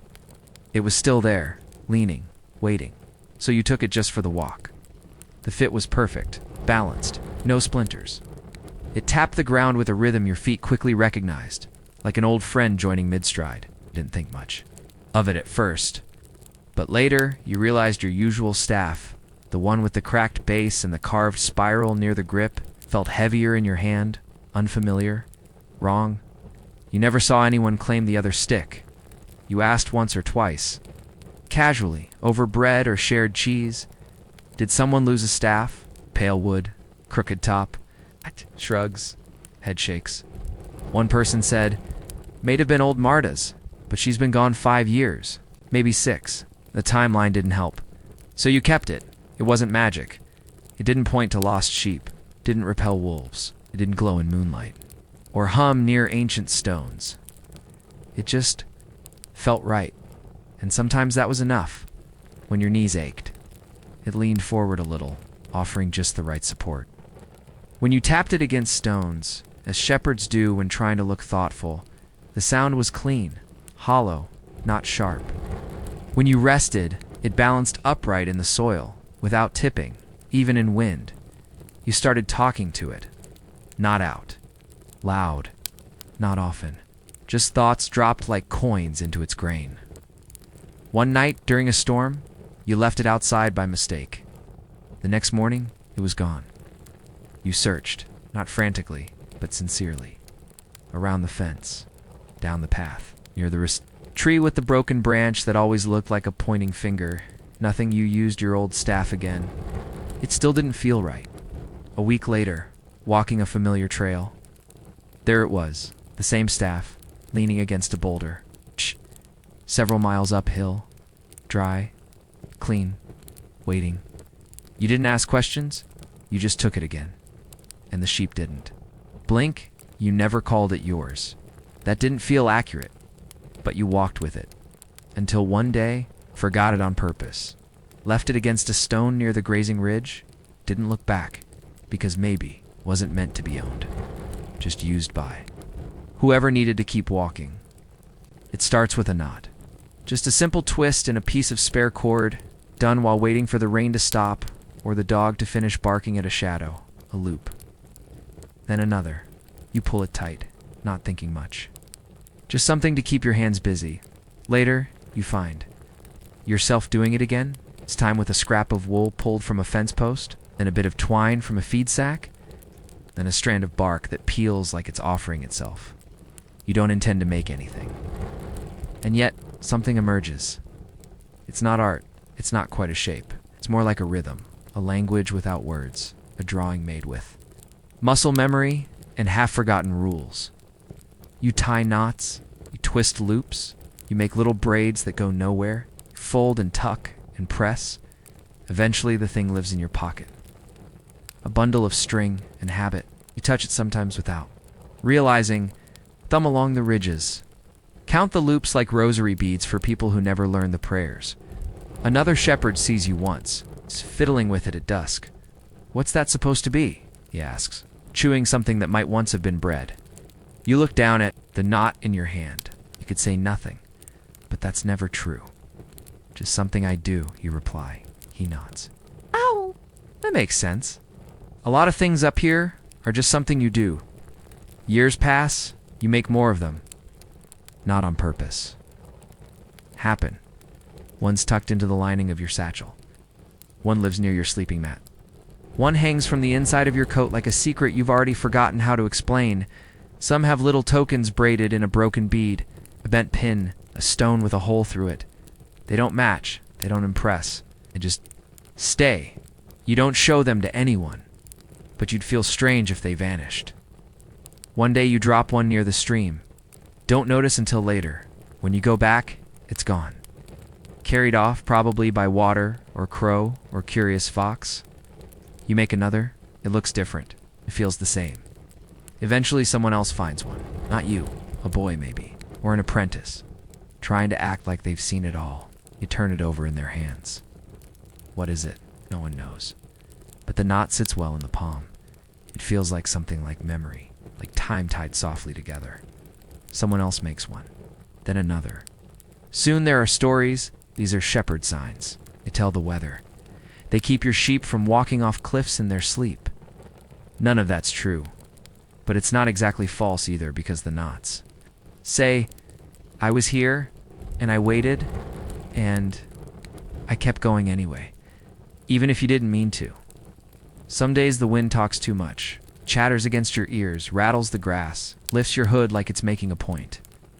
Other days it says nothing. At all. Just leans past you, quiet and cold, like a guest who came to your door and forgot why. You stop trusting it to mean anything, but you never stop listening. In the high pastures, the wind carries strange cargo. You've found scraps of cloth wrapped around twigs, feathers tucked between stones. Once a shoe, just one small leather, stiff with time, as though someone walked halfway up the world and then decided to disappear without finishing the pair. You don't tell anyone what you find. There's no use. People in the village say things like, "That's just debris," or "Kids playing tricks," or worse, "It's probably nothing." But up here, nothing is rare. Even the quiet carries weight. One morning, long before, the sun had worked up the courage to rise. You heard it? The faint sound of whistling, not from your lips, not from the dog, and definitely not from the sheep, who were chewing with the sort of single-mindedness that excludes musical ambition. It came again, low, wandering. A tune you didn't recognize, but also didn't not recognize. It had the shape of memory, but none of the words. You stood, listened. The wind shifted, sound vanished. Maybe it was someone on another ridge. Maybe it was the trees making a joke. Or maybe, just maybe, it was the wind, remembering a shepherd who used to stand where you were now and trying to hum their old tune. You never heard it again. But for weeks, the air felt different. Not warmer, just more aware. That's the thing about the wind. It's not loyal. Carries what it wants and drops what it forgets. Sometimes, catch it whispering names you never said aloud. Sometimes, it leaves behind a breath caught in a tree hollow or folded in the curl of a sheep's wool, and you feel like you've interrupted something sacred. You don't ask for signs, but they appear anyway. A carved stone turned just so. A braid of grass tied like a ribbon, even though you didn't tie it. A footprint too small to be yours, pointing uphill. The wind brought them, maybe. Maybe they were always there, waiting. For you to slow down enough to notice, you reach for your coat, find a familiar knot, tighten it gently. Not because it's unraveling, but because the wind is rising. It's moving again, off to deliver the things you lost. And maybe if you're lucky to return something small you didn't know you were missing, like a sound, like a name, like the end of a tune. He never saw the mountains, not really. They sat there every day, enormous and dramatic and busy, being blue in the distance. But he didn't look up much. It cheesed away. You might think that someone living in a valley this long born, raised and gradually becoming part of the soil, would have wandered. But no, he hadn't left the village since the last piglet fair of 23 something or other. And even then, he only went as far as the river bend, before realizing he'd forgotten to lock the back room. He wasn't a hermit. Hermits have philosophies. He had dairy. They called him the cheese man, which was both generous and completely accurate. His name may have been Otto or Martin or something with an N at the end. No one was sure. He wore the same brown coat year-round, owned 3 knives, 1 sharp, 1 decorative, and 1 only good for self-regret, and lived in a house with no proper floorboards, just packed dirt, even rugs, and a chair that had given up pretending. It wasn't a stump. The cheese, though, that was remarkable. Soft ones that spread like butter left too close to a fire. Hard ones that could chip a tooth and heal a grudge. Wheels so heavy, they had their own weather systems. He didn't eat much of it himself, said it dulled the tongue. But others swore by it. Villagers, travelers, even that one nobleman with a funny hat who once declared it an experience both holy and alarming. Still, Otto, let's call him that, never bragged. He wrapped each wheel in cloth, sealed it with wax, and marked it with a symbol no one could read. When asked, he'd say, "That means good in the old tongue." There was no old tongue. He made it up. Every morning, he'd take delivery from the shepherd's sheep's milk, now thick and slightly offended, and nod without smiling. No one knew if he had teeth. He spoke only when needed, and never in more than 1 sentence at a time. Sheep looked tired. Rain's coming. This one smells ambitious. And back to work, you'd think someone like him would be lonely. He wasn't. He had the cellar. He had the bubbling pots. He had the cats. 3 cats, to be precise. Each named Cheese, to keep things simple. Cheese 1 was deaf. Cheese 2 hated everyone. Cheese 3 may have been a raccoon, but no one wanted to bring it up. His home was warm, though not because of fire. It was warm because cheese, like regret and old wool, generates its own heat if left alone long enough. At night, he sat beside the curing shelves, watching the slow exhale of the aging rounds.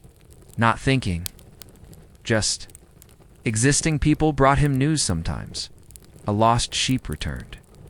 A shepherd passed on. A new road being planned. He'd nod once, then say, Sometimes he'd add, "bad for the cheese." He didn't say much else, and yet everyone remembered him, not for his words, but for the silence he left behind. After speaking, he never once hiked the ridge, never touched the snow-crusted edge of the western slope, or stood with arms outstretched at the top of the pass like the shepherds did, pretending for a moment to be kings of somewhere forgotten. But Otto, yes, we're calling him Otto now, and no one has corrected us, knew those mountains in a way no map could hold, because while others walked the peaks, he studied the boots, not out of curiosity. Curiosity is for amateurs. Otto examined souls like a fortune teller reads tea leaves, with a quiet intensity and a mild suspicion that the answers were hiding out of spite. When shepherds came down from the slopes, muddy and sunblind and wrapped in the wild smells of wind and wool, Otto didn't ask questions. He looked at the trail they left across his floor, smudged earth on worn rugs, a pebble that didn't belong, a single twig with moss on the wrong side. He saw the story. Wet up there, he'd say, even on the driest day, rock slide. Probably the northern path, someone limping, left boot worn down, probably Tomas. Tomas would blink as if trying to remember whether his boot was uneven, and why someone like Otto would know that before he did. But Otto always knew. He kept a little book in the corner of his shelf, leather bound, though mostly with milk stains, and crumbs mashed into the seams. Inside, he wrote nothing useful, just dates. Tiny foot drawings, a note or two. Heavy step, hesitant. Boots still stiff, first time herder, or new iron nails. Too confident.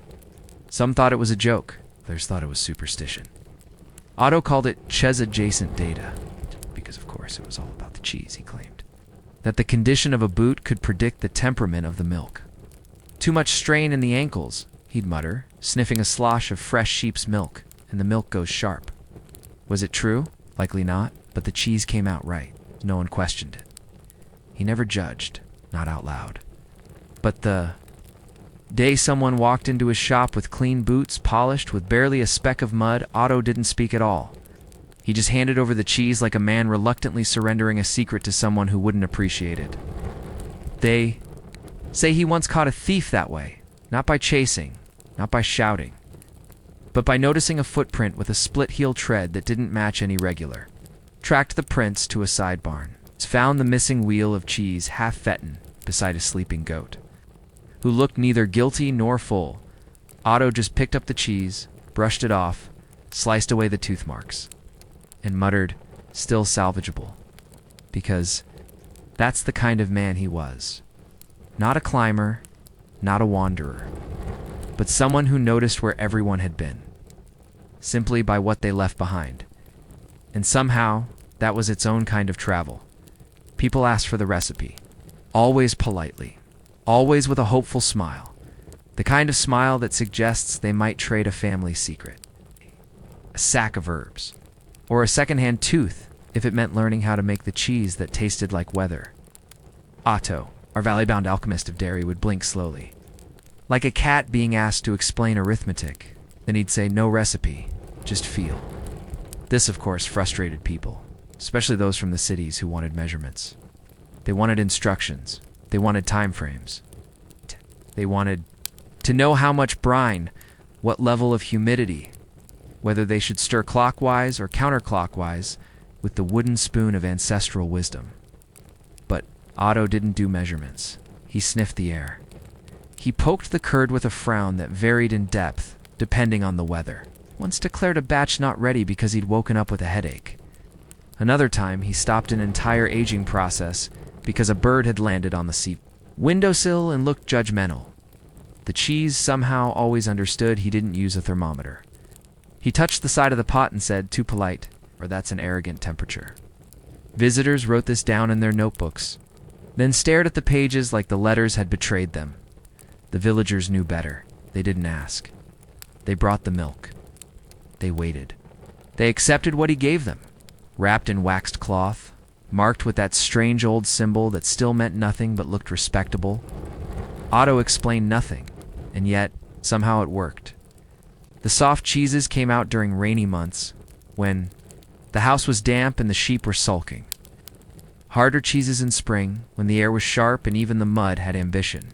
A strange, crumbly sort with a golden crust appeared once, just once after. Otto claimed he had a dream about wolves playing cards in the cellar. Someone asked what was in it. He shrugged. Sleep. His tools were equally mysterious. Ladle carved from a tree root that refused to catch fire. A cloth that had been washed so many times it no longer knew what color it started as. A spoon with a crack that perfectly matched the curl of his thumb. Everything he used was a little worn. A little wrong, but none of it ever failed. Even the cats respected the cheese. They sat in a row while he worked, watching as if waiting for divine instruction. Occasionally, one would leap onto the shelf, stare at a wheel, and knock it off with the precision of an art critic. Otto never scolded them. He'd just nod and say, fair enough. Gus, sometimes the cheese wasn't ready, and he knew it. He always knew it. You never saw him taste it. He never chewed a sample, never took a nibble. He just looked, tilted his head, tapped it once, understood something the rest of you would never quite translate. No recipes, no rules, just the mood of milk, the weather's whisper, and a man who could read curds like most people read letters from home. In the corner of the shelf, tucked between a jar of cracked peppercorns and a box labeled maybe salt, sat Otto's ledger. It was an impressive book, large, bound in something that might have been leather or possibly very committed bark.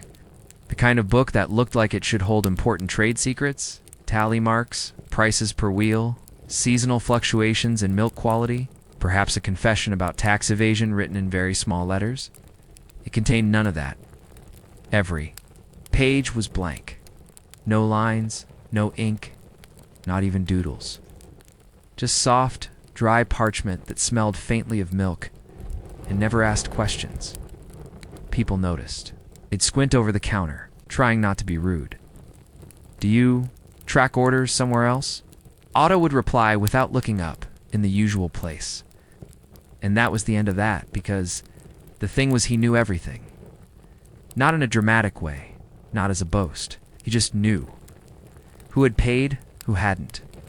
Who intended to, who hadn't intended to, but should have, was good for it. Who needed a gentle reminder in the form of an extra small cheese that looked slightly ashamed of itself.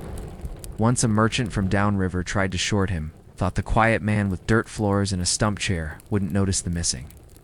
Coin in the pouch. Otto gave him a wheel of cheese that weighed exactly the right amount.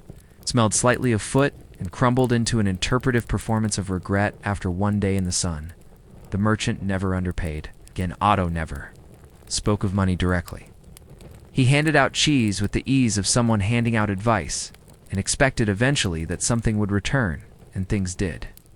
Sometimes coins, sometimes firewood, sometimes a jar of pickled something with a note that just said, "Thought you might," sometimes just a thank you.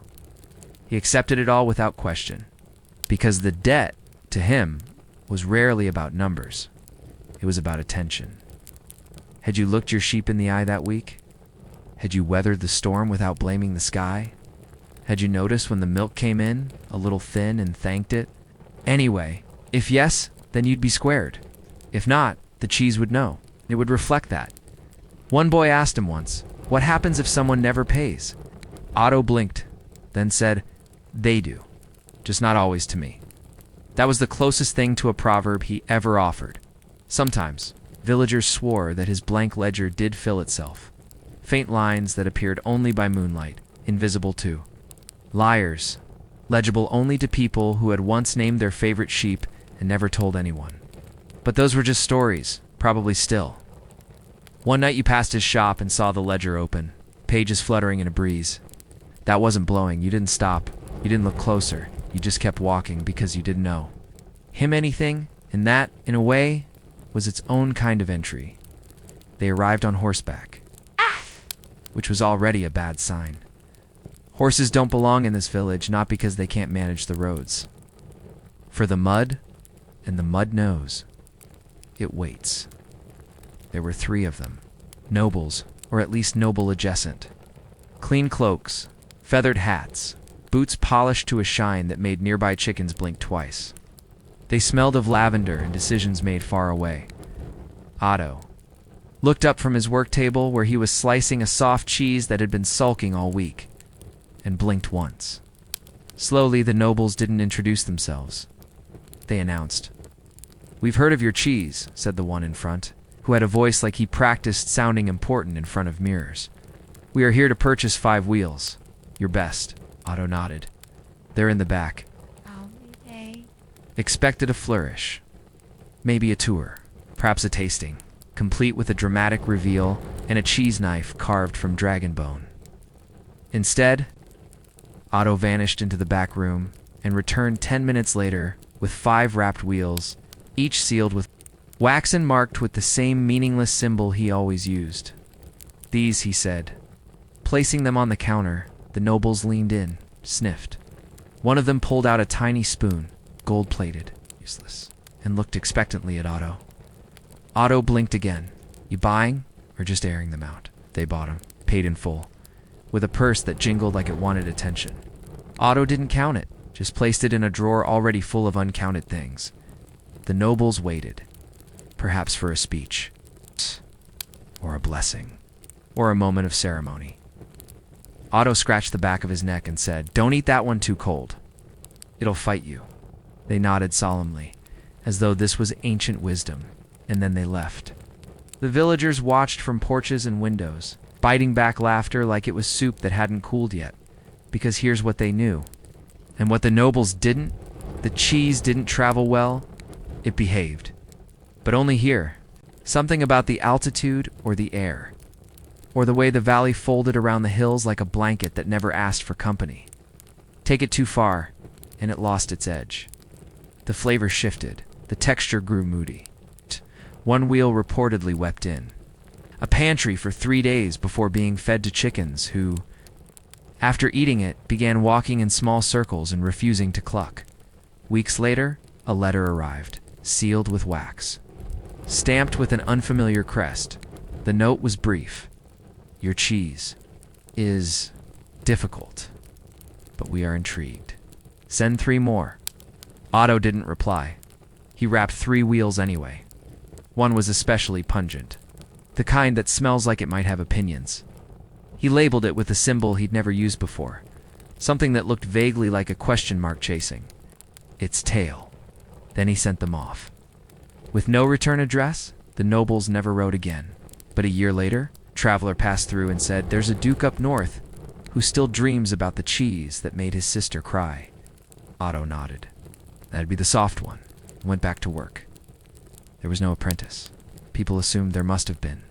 It's the natural order, after all. The master teaches, the pupil learns. The craft survives, but Otto, the quiet, dirt-floored, cheese-breathing man of the valley, had no such arrangement. He never hired, never trained, never pointed at. Avatin said, "Now stir." If someone offered to help, he nodded toward the broom. That was all, and yet somehow everyone learned something from him. Not through lessons, through observation, through osmosis. Through the way he never explained, never corrected, never said, "You're doing it wrong," yet made you want to do it right anyway. Children liked him. It's not because he was warm, he wasn't, but because he didn't lie. When one boy asked if making cheese was fun, Otto replied, "Not once." When another asked what made a wheel go bad, he said, "Thinking too much while turning it." These were answers you didn't get from books. He never stood in front of anyone and called himself a teacher. Didn't wear robes. He didn't smell like knowledge. He smelled like whey and effort and cat hair.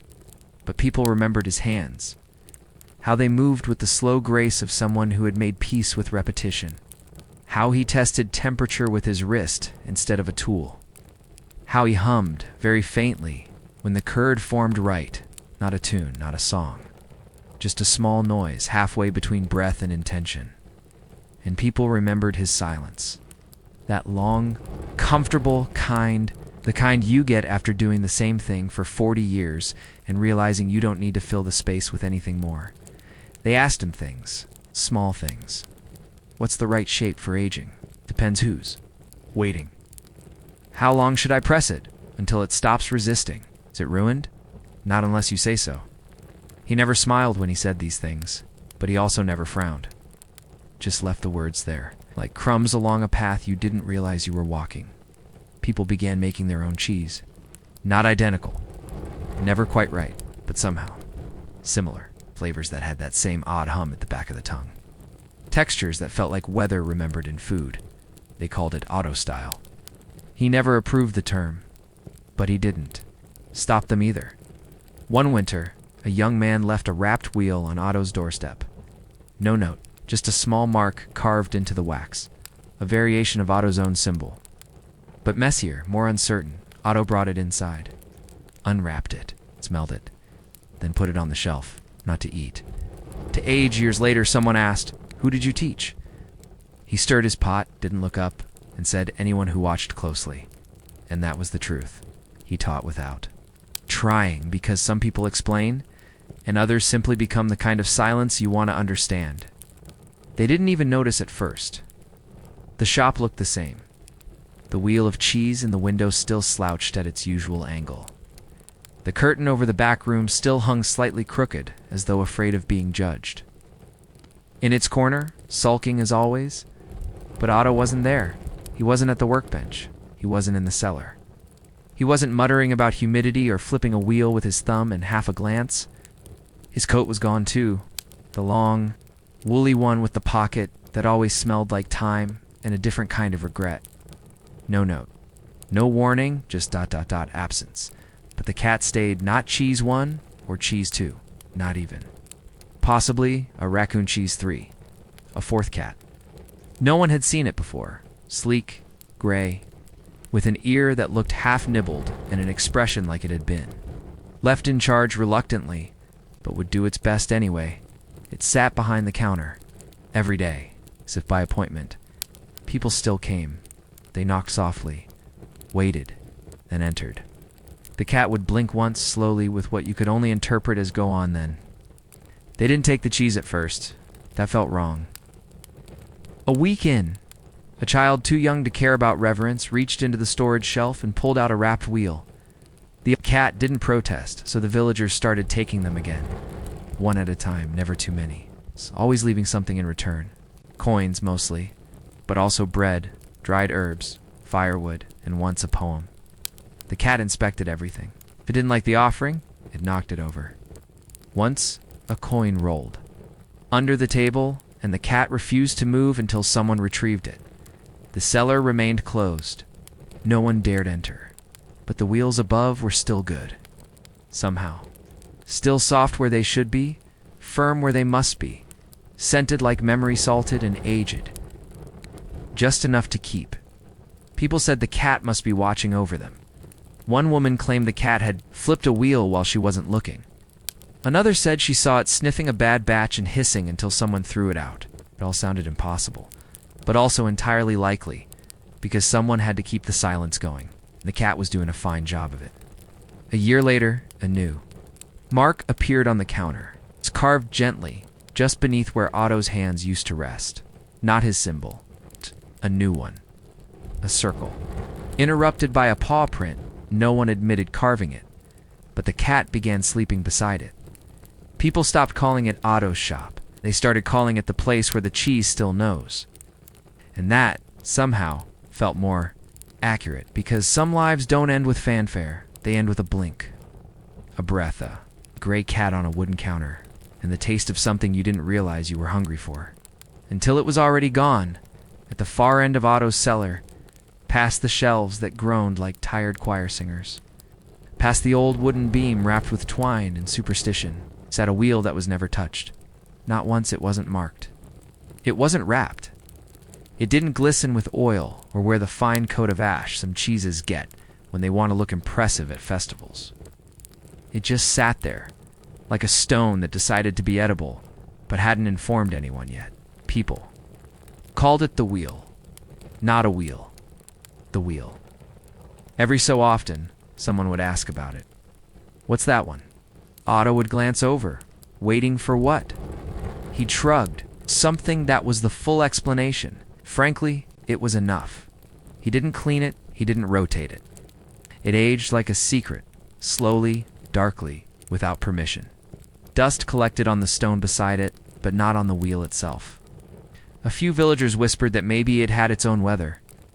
Others said Otto sang to it in the evenings, just once under his breath. Once a traveler offered to buy it. Name, your price, he said, puffed up with gold and overconfidence. Otto didn't even turn around, just muttered, not for sale. Why? Because. That was the end of that negotiation. Some said it was the first cheese he ever made. Others said it was the last cheese he'd ever make. A few believed it wasn't cheese at all, but something else. A placeholder for grief. Promised to someone who'd never returned, or a stubborn experiment in eternal fermentation. Whatever it was, no one touched it. And Otto never moved it. Even after he was gone, the wheel remained. The cat, the quiet gray, reluctant custodian of the shop, would occasionally sit next to it, tail flicking like a metronome for something unspoken. One else dared go near it, not out of fear, exactly, just respect. The kind of respect you give a closed book that still hums slightly when the sun hits it wrong. Then one day, years later, it was gone. No one saw who took it. There were no footprints. The cellar door wasn't open. Nothing else had changed. Just absence. In its place was a small stone, perfectly round, carved with a single line. Not a name, not a word. Just a mark, like someone saying, "I was here," without needing applause. People didn't panic, didn't gossip much, didn't try to find the thief, because maybe it wasn't theft. Maybe the wheel had waited long enough, and when the time came, it found someone, or they found it. And that was the whole point. Some cheeses are meant to be sold, some are meant to be eaten, and some, very rarely, are meant to be remembered. He claimed it never happened. Me? Up the hill? Otto would say, raising one eyebrow so slowly it felt like a month passing. Not likely. Gravity's a principle, not a suggestion. And yet, the story persisted. They say it happened one summer, the kind where even the wind was tired, and the sheep stopped pretending they liked being woolly. The sun hung in the sky like it had nothing better to do, and the paths up the mountain shimmered with heat and the kind of silence that made your thoughts sound louder than your footsteps. That day, someone saw him. Otto, walking uphill. Not far. Just to the first rise. Maybe farther. The accounts vary. But the point is, he left the shop. Left the cellar. No. Left the comfort of dust and shelves and cats named after dairy products. He carried nothing with him but a small wrapped bundle. No pack. No staff. Just the bundle and his familiar scowl, which some mistook for determination. A young shepherd board, hiding behind a shrub, saw him pause near a tree, sit down, and unroll the cloth. Inside, bread, a sliver of cheese, and curiously, a small stone shaped like a bell. Not an actual bell, just shaped like one. He didn't eat the bread. He placed the cheese on the stone, then sat beside it, cross-legged, as if waiting for someone. No. One came, at least not that anyone saw. He sat for an hour, maybe two. Then he stood, left the cheese behind, wrapped the stone again, and walked back down by the time he returned. The cellar was cool again. The rug was still crooked. Cats hadn't noticed he was gone. When someone asked later if he'd gone out, Otto grunted. Went to check the air. They pressed. He resisted. Must have been someone else with my coat and my legs. My unwillingness to explain, but the story spread. 'Cause the cheese, it was gone. When someone returned to the spot the next morning, out of curiosity, or hunger, or both, there was no cheese, but the stone was still there. Warmer than it should have been, and next to it, 3 sheep prints. Perfectly placed. No trail leading in, no trail leading out. People made up meanings. They said Otto had offered a gift to something older than maps, that he'd paid a debt, or fulfilled a promise, or tested a theory about flavor and altitude and loneliness. He said nothing, of course. He did. But afterward, the cheese changed. Slightly. Enough that the villagers noticed. A bit softer. A bit sadder. A bit more like silence when no one's watching. You'd ask him what he'd done, and he'd shrugged. It's probably overworked the curd. But when he sliced a new wheel that season, he paused. Just for a second, then nodded, as if agreeing. With something only he had heard, it was always there. Tucked in the far shelf, bottom row, a wheel of cheese with a hole in the middle, not like Swiss cheese. Not a polite scatter of holes pretending to be charming, but one deliberate, silent. Absence. A circle of nothing, carved clean through. People called it the donut, though never in front of Otto. He would have disapproved, not loudly. Just with a glance that made you feel like you'd suggested baptizing a goat in the soup pot. No one remembered.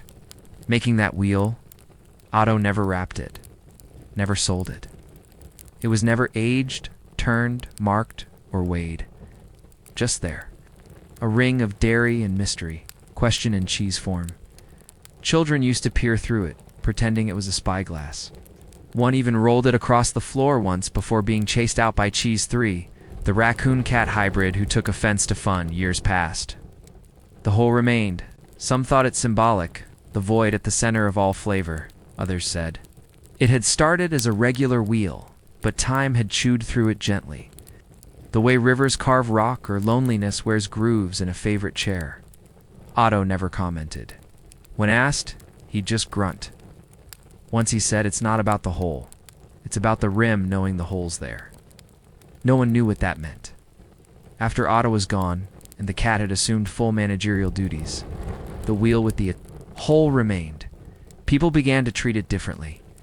Less as a joke, more like a reminder of what? No one could say. But the cheese still aged, the shop still stood. The cat's weather original, conjured from legend, still patrolled. The floor with the kind of confidence only animals and retired gods possess, and people still came, not in great numbers. Just enough they took cheese, left coins, whispered to the cat, nodded at the wheel, and left feeling like they'd stepped into something quieter than time. The strange part was this. The shop never got older. The boards didn't rot. The walls didn't sag. The broom remained crooked. The curtains stayed askew. The shelves, despite hosting wheels that pulsed softly with age, never creaked under the weight. It was as if the whole place had agreed to stay put. For just a little longer, even the hole in the middle wheel didn't mold. It didn't crack. It just sat a circle of presence shaped by absence. Holding the room steady, no one claimed the shop, no one locked it. It opened when someone needed, and not always when they wanted cheese. Sometimes it's just when they needed quiet. A place where the air smelled like milk and memory, where every silence had a shape, where nothing, not even the hole, felt empty, because that was Otto's gift, not the cheese, not the shop, but the space he left behind. Still warm, still waiting, still shaped like a circle with no center. And now the shop is quiet again. The shelves rest, the wheels breathe, and the air is thick with the kind of stillness that doesn't need to explain itself. Maybe you're still thinking of the wheel with no center, or the cat with half an ear and too much responsibility. Or maybe you're just drifting as the fog drifts, as old habits do, across familiar paths. Thank you for staying with us, all the way down the valley and back. We'll be here again next time, quietly, without fuss, and tonight, you are the one who must carry the basket once more.